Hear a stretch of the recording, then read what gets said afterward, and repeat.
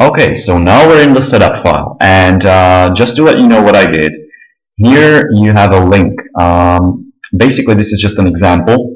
So in this example, I just used mysite.com, but obviously you would use the domain you are using.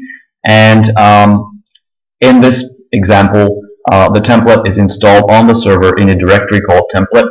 And you see this install folder, which is part of the template file. We've seen it here. It's here. This is what your template files look like. So here we have the install directory, and inside that there's a file setup.php. So you simply take this link, obviously replace these parts. You have to replace this with your own domain, and then enter it in a browser, and this is what I get. Now, I told you about that Google Maps API key. I didn't enter it in this video, but if you see this, that means that it didn't find the key. In that case, you have to make sure that your key is in that text file, and that the text file is correctly uploaded to your server. So let's just ignore that for now, because if you had that key there, it would just look like this. You wouldn't see this top part. So first thing we want to do is server check. Now this button basically means that it checks some of the main settings of PHP on your server, and it checks things that are necessary to run the template. So if we click that, first it checks the PHP version. In my case, I'm using 7.0.8. That's okay. Now the lowest supported version currently is 5.4, but in case I change that in the future, you always want to check that, and it will tell you. If I change it, it will tell you here that you're using a version that is not supported. And as I said, version 5.4 has been was released in 2009, so that's now 8 years old, and I'm sure your provider has a newer version, so you shouldn't worry about that.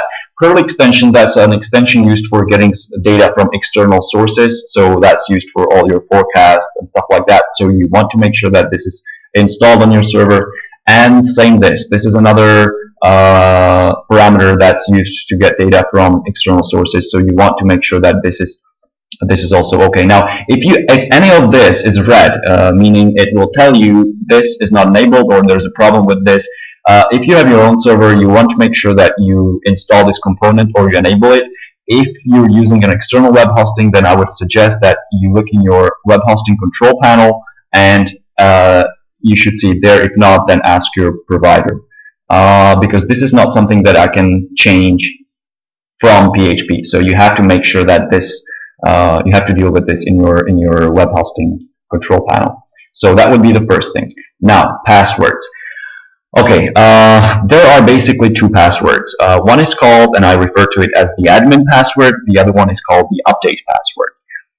Now, what this is you will have a control panel in your template, which only you as a webmaster will be able to access. And in that control panel, you can set up all the various things about the template. You can install new things. You can change the settings. And even this file, after I save this file will only be accessible to me if I provide the password. So the admin password is basically the main password, the one that's used to access the admin part of the page. And it's not just the admin part, but you will also see some parts of the page differently. So for example, if I'm just a normal visitor, I will see your page normally. But if I'm logged in as an admin, there will be an extra item in the menu called admin, an extra tab, which will have some special commands to allow you to set up various things, and you'll see all that. But the important thing for now is that this password is used to access the media template control panel. The update password is slightly different. This password is used for updating the database. And the reason why there are two passwords is because this update password it's sent via something called HTTP request.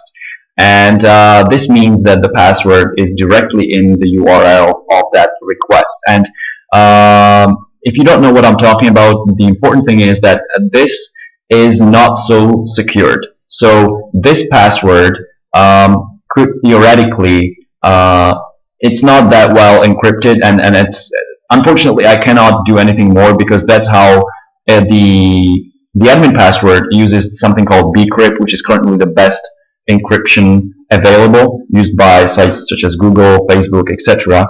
But unfortunately, it's not supported. I can't use it.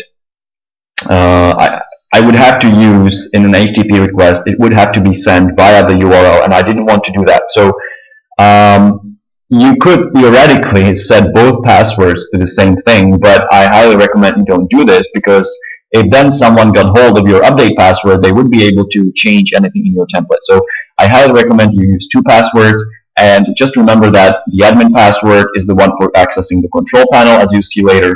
The update password is for setting up the database updates, for saving your station data to the database.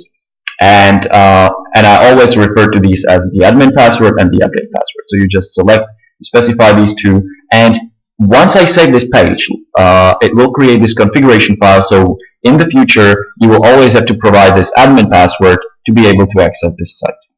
Now here's the Google Maps API key. This field is read-only. As you can see, I can't click here because this is set in that text file. And if I had my Google API key in that text file, it should be visible here, and so you don't have to worry about this. Just in case you don't see it here, it means something's wrong with your text file, but you would also be told here at the top.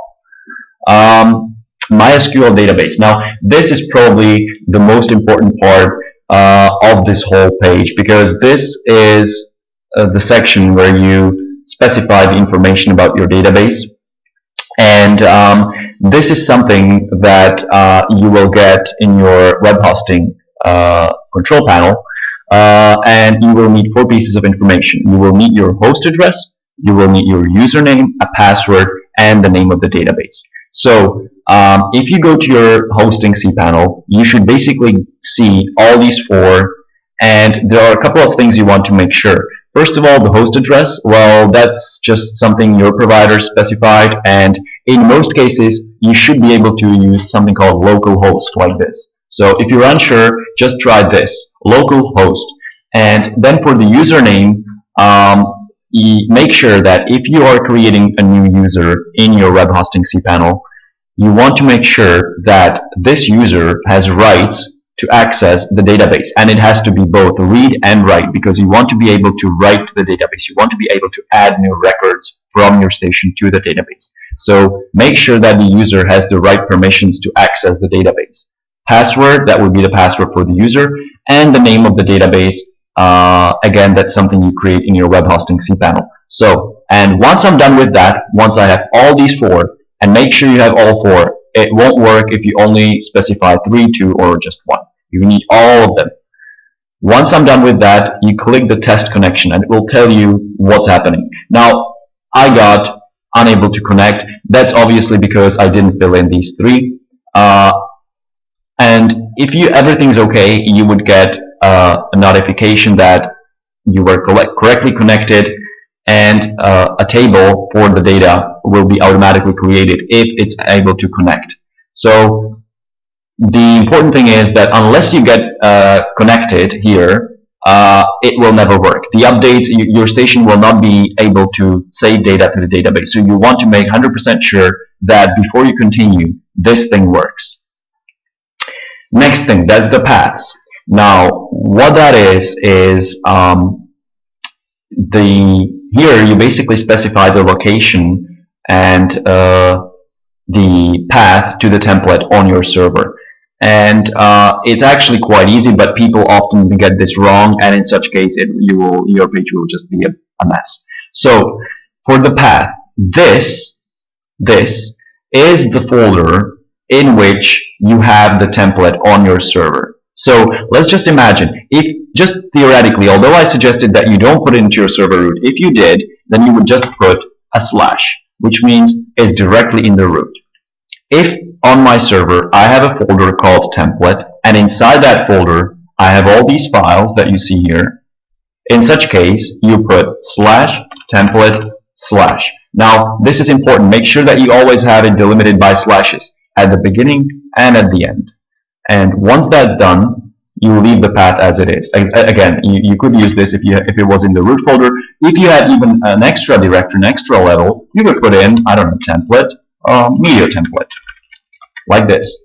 That's up to you. Basically, this has to correspond to the path to the template files from your server root.